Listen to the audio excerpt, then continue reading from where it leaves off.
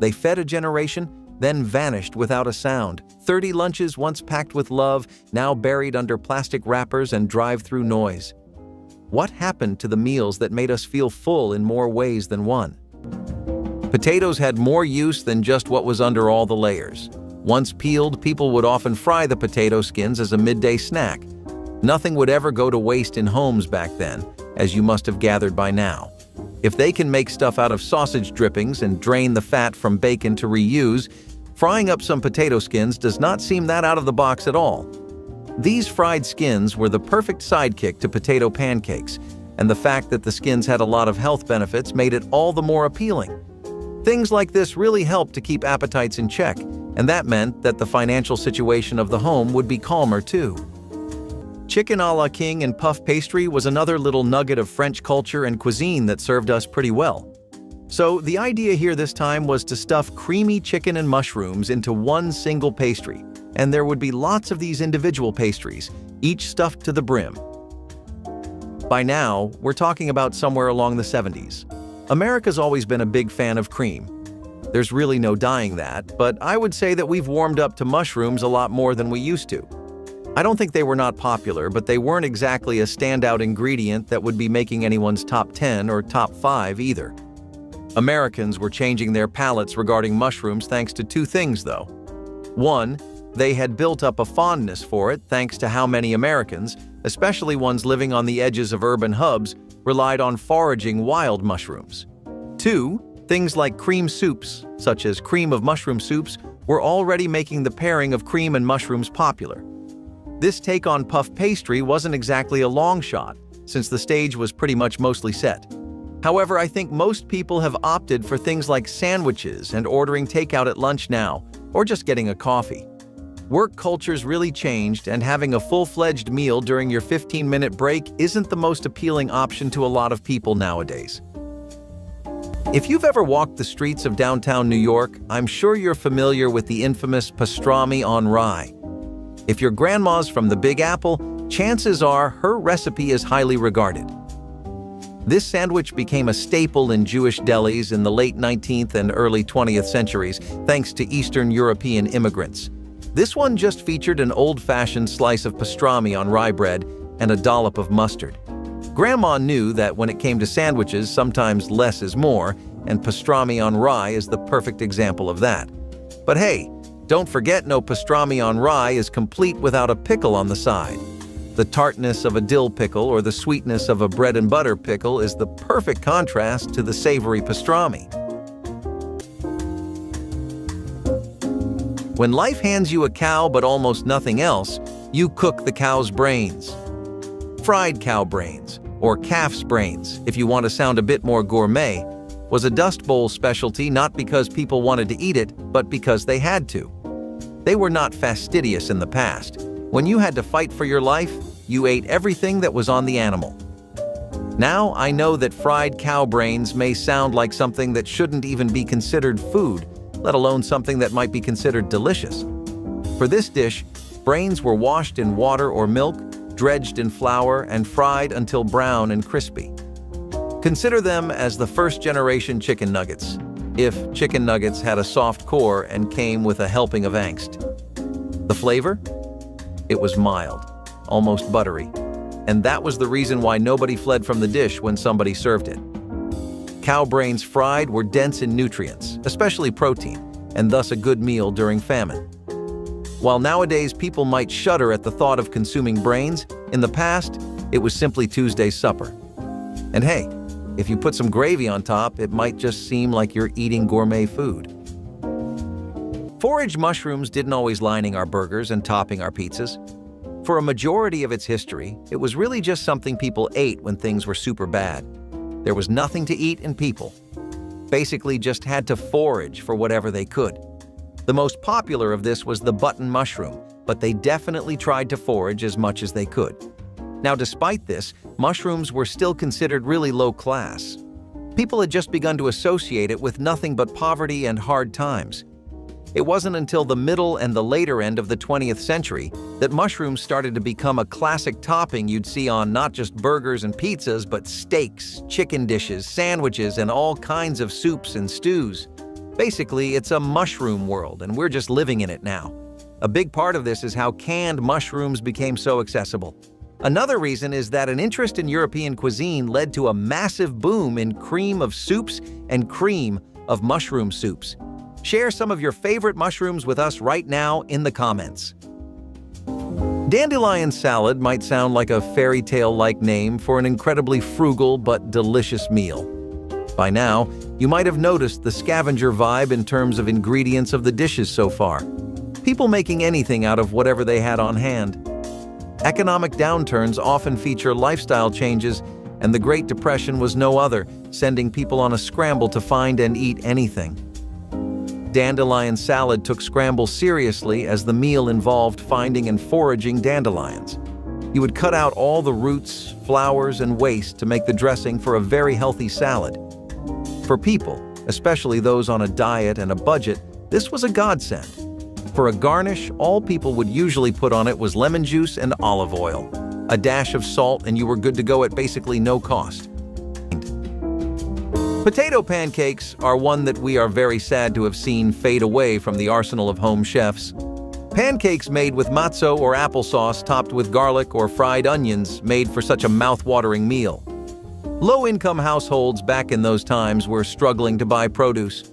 Farmers' markets were uniformly unaffordable for middle-income households due to creeping inflation.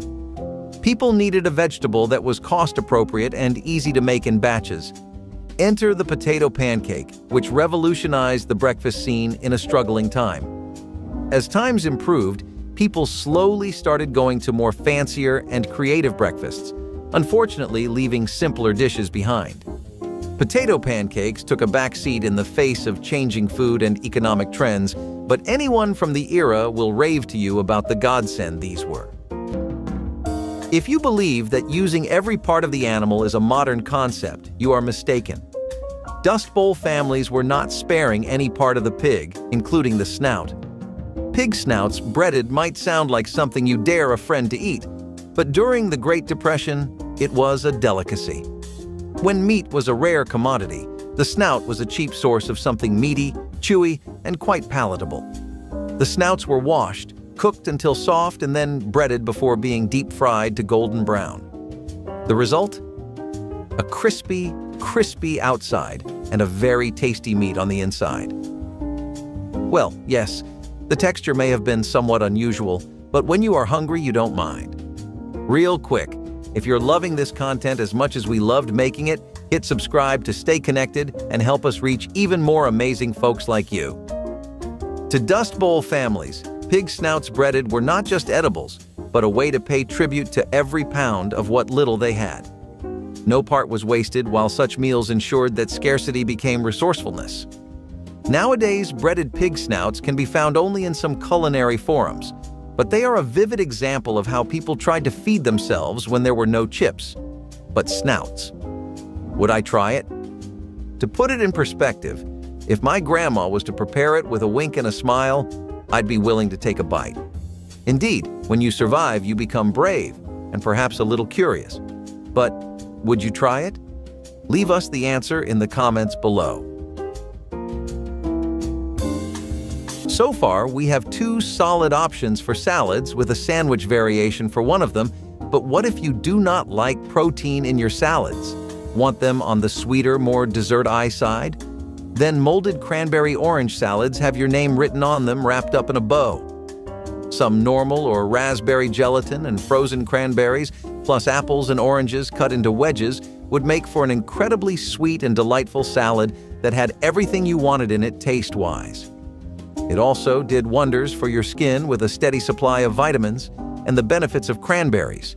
So not only would grandmothers make this for their beloved families, but they would sneak a bowl on the side for themselves too.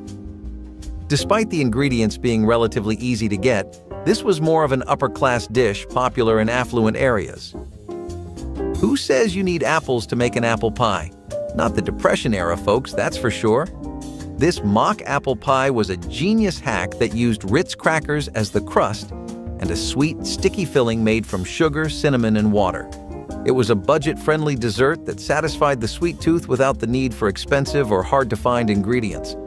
Plus, it was a great way to use up those stale crackers lurking in the back of your pantry. The Ritz mock apple pie became a Depression-era favorite, despite the fact that it was a pastry imposter. How did it work? The aromatic mixture of sugar, cinnamon, butter, lemon juice, and crackers combined to convince the taster's senses that the pie actually tasted of apples. Mock apple pie actually dates to the mid-1800s. During the wintertime, when apples were scarce and dried apple stores were used up, inventive home cooks would instead use soda crackers or stale bread. The more modern Ritz cracker version came about in the 1930s. Brown Betties were one of the most classic American desserts to ever grace the table of an American kid.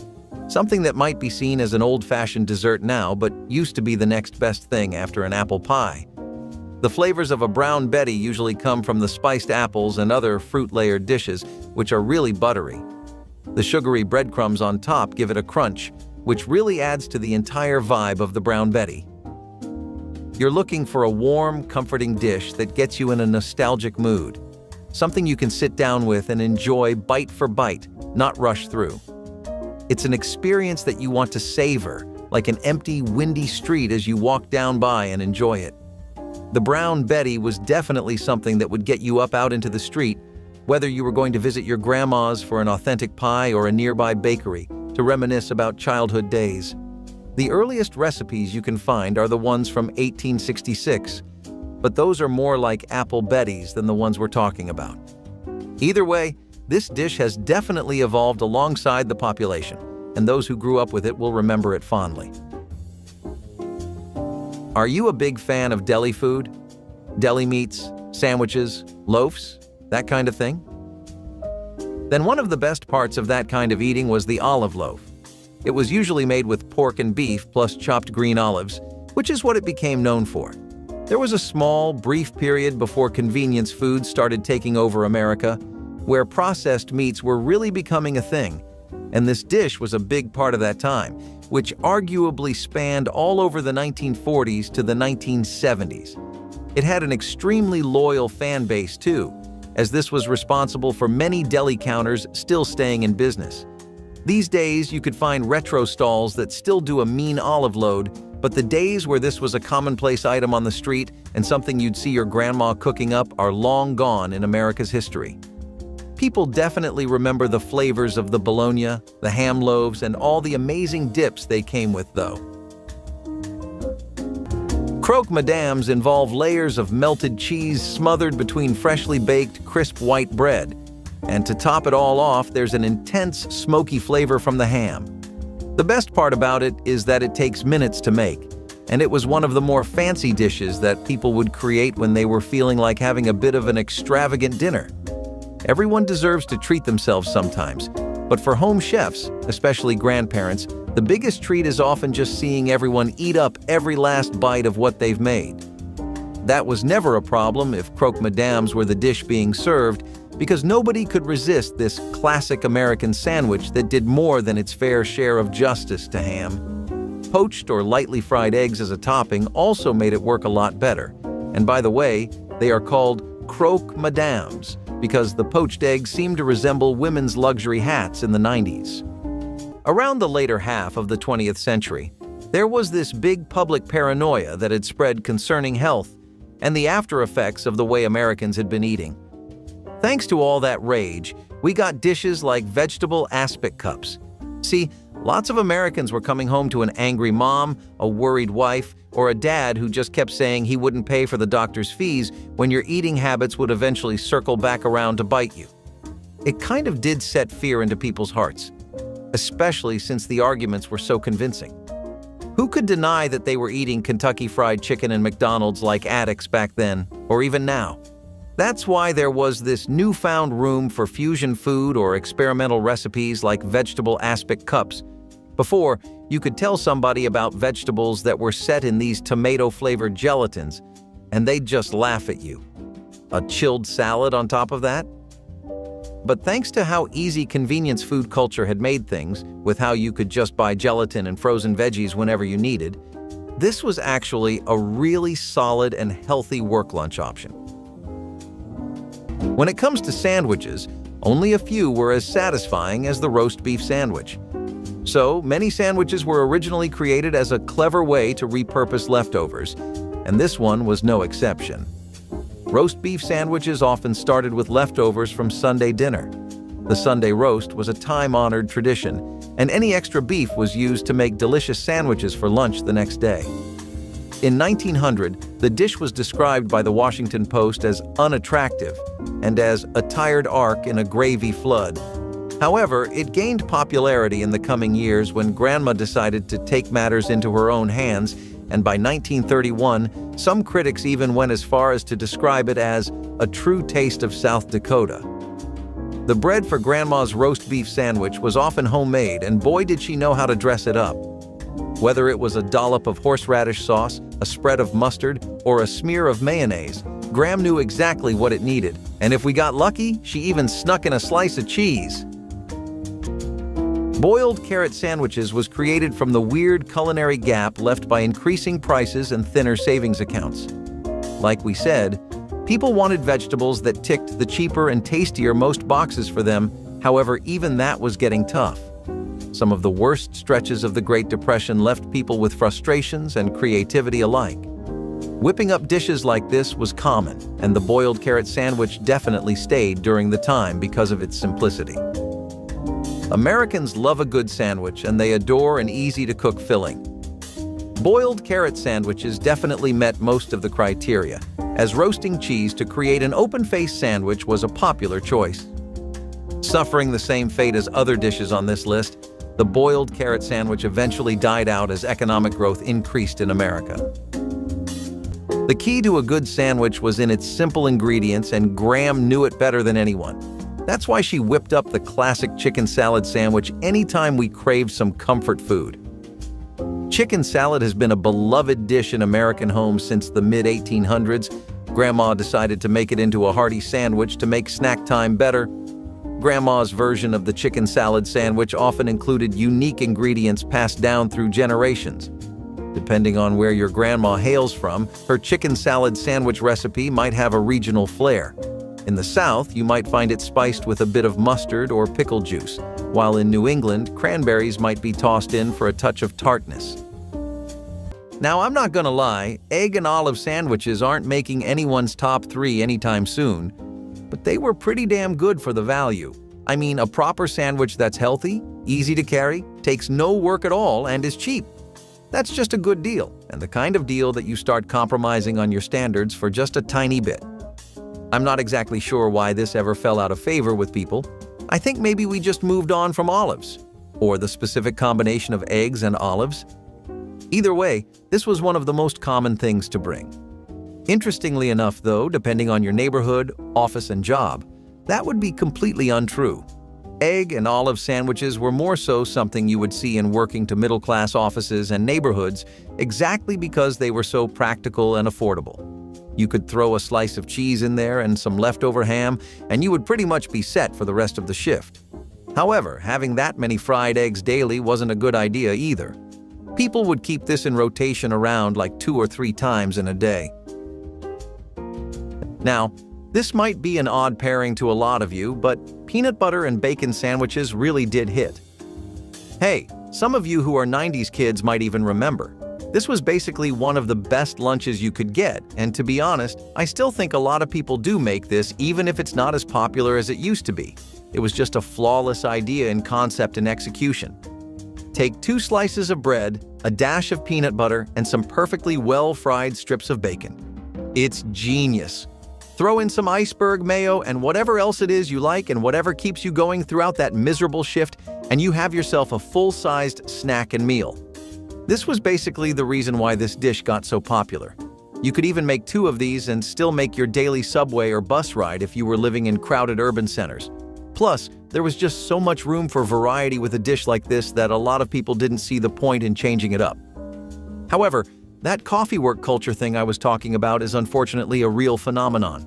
Somewhere along the line, people really started to abandon the idea of having a solid meal at all for lunch, and I think you only see older workers who were raised in the 20th century still having things like this.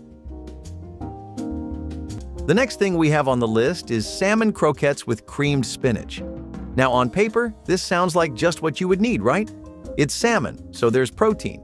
It's creamed spinach, so you definitely have a side that's jam-packed with nutrition. I mean, it seems ideal.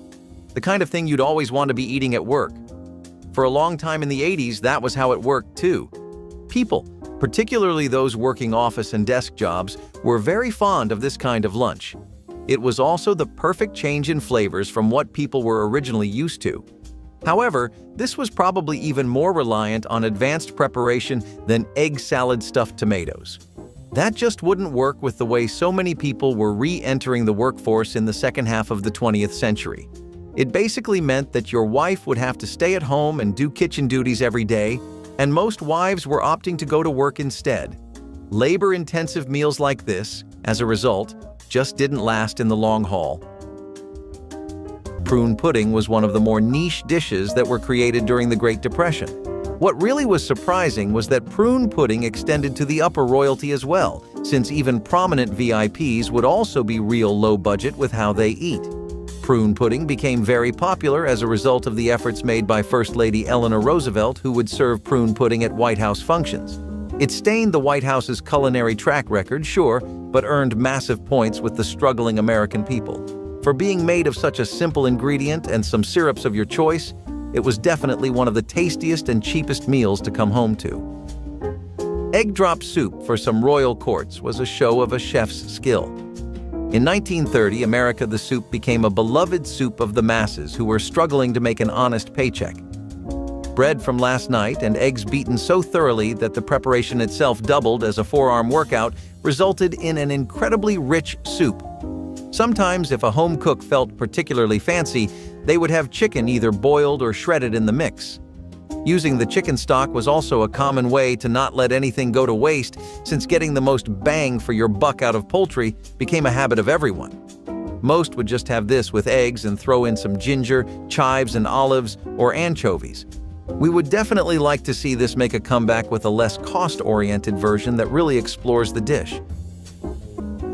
Leftover turkey in the fridge? Consider it your lucky day, because that used to call for Grandma's legendary turkey noodle casserole. This casserole made mornings after Thanksgiving something to look forward to. This was the go-to recipe for using up leftover turkey and noodles after Thanksgiving or Christmas. All Grandma had to do was mix in the ingredients and add a topping made from breadcrumbs, crushed crackers, or even fried onions. Like most of the casseroles on this list, this was also a one-dish wonder and didn't require much labor. And you know, Gram used to be tired from making us a grand feast the night before, so this was an easy way to serve something delicious on the dining table without putting in too much effort. This was a kid-friendly meal that appealed to even the pickiest eaters. What's not to love about a creamy sauce and some noodles all drenched in cheese? So you know how America and pulled pork go together like jam on toast, right? After all, it's something you can feed a whole crowd and have them feeling full and satisfied. It's a showstopper, but you can make a lot of easy things with it. Most dishes you can make and serve will have people asking you what your recipe is, but that's just how easy pulled pork is to work with. So when I say this next sentence, hear it with an open mind.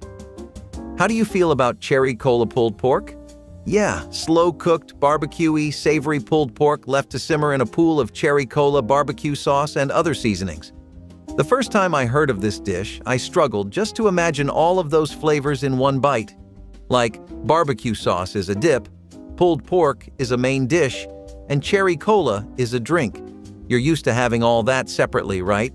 Despite that, since it was all made from things that were so readily available in most homes, and since it was right up the alley of home chefs in their slow cooking era, it took off in a major way. Especially in the South, where everything involved in this dish is something people were already having on a daily basis. What's for dinner? Oh, just a small something that came in from the backyard. Yes, the tumbleweed casserole was a real dish during the Dust Bowl, which just goes to show you that when the going gets tough, the tough make casseroles out of tumbleweeds. Tumbleweeds, those rolling shrubs of the Wild West screen, are actually technically, or at least partially, edible. Not fancy for the tongue, but we are hungry to the bone. Let's give it a try, edible. The process began with the boiling of the tumbleweed leaves to reduce their coarse feel and also to reduce the bitterness of the leaves. Then they'd get layered with whatever ingredients were available, maybe some scraps of meat, potatoes, or canned goods if you were lucky. The result? A surprisingly substantial, earthy-flavored casserole that was as much about sustenance as it was about taste. Tumbleweed is very fibrous and even has a few vitamins in it, so it wasn't the worst thing to eat when fresh greens were scarce. Moreover, tumbleweeds were free and easy to come by, nature's grocery store if you will. Though you'll never see it on the dinner table. Tumbleweed casserole represents Dust Bowl endurance. Would I eat it? Well, I'd need a serious pep talk and a lot of seasoning. But hey, if the tumbleweed can take the hot winds, then it should not be a problem on my plate. Spam and pineapple sandwiches capture a uniquely American taste for sweet and savory combinations that soared in popularity during World War II. Introduced to the American military in 1937, Spam became a staple in many households. The recipe for Spam and pineapple sandwiches represents the culinary influence of Hawaii on the mainland, which intensified after Hawaii became a state in 1959. The sandwich features crispy slices of fried Spam paired with sweet, slightly charred pineapple rings, nestled between slices of toasted bread. This blend of salty meat with the caramelized sweetness of pineapple provides a delightful contrast in flavors. Optionally dressed with mayonnaise or a slice of cheese, these sandwiches reflect a significant Hawaiian influence on mainland American cuisine, particularly during the 1950s when Hawaiian culture gained widespread appeal. The result is a dish that marries diverse culinary traditions in a uniquely satisfying way. Stuffed potato pancakes are a delight to have on their own, but they go great with any kind of syrup or dip too. And if you had grandkids coming over and did not know what to make, this was a surefire bet. Potatoes have always been a massive staple of American cuisine and culture, partly because they form the basis of many simple, affordable dishes. An example of this is how in the Depression there were several potato-based dishes that people regularly adopted, and they stuck in the cultural landscape of American cooking much longer after the dust from the recession had settled. In states like Ohio, Oregon, and Idaho, it is still common to see potato-centered dishes taking the #1 spot. So imagine the rounds they made back when they were truly in style. Taking a break away from the McDonald's and the Wendy's, stuffed potato pancakes usually have bits of meat stuffed in them like sausages, pork, or ground beef. And it is not only packed with flavor, but a great dish to eat if you are looking to bulk up too. Grandma does know best, after all. Cold fried chicken wasn't exactly what the name makes it sound like. You can't really cold fry something, obviously, but what you can do is serve fried chicken that's been chilled, or fried chicken that's at least at room temperature. See, this was something that got popular at picnics, and it was a way for people to get rid of leftovers when they didn't have microwaves. As you might know, fried chicken tends to lose a lot of its charm when you just warm it up on a pan and stove. Now, I'm no one to judge, but that's just not how you do it. Naturally, though, if you don't have a microwave, that's where your head would go, and a lot of people just didn't back then. So, what's the next step? Do we bite the bullet and eat that delicious fried chicken cold or at room temperature? Or do we warm it up and lose a lot of the bang for buck value that comes with a 3-piece combo for like $2 or $3?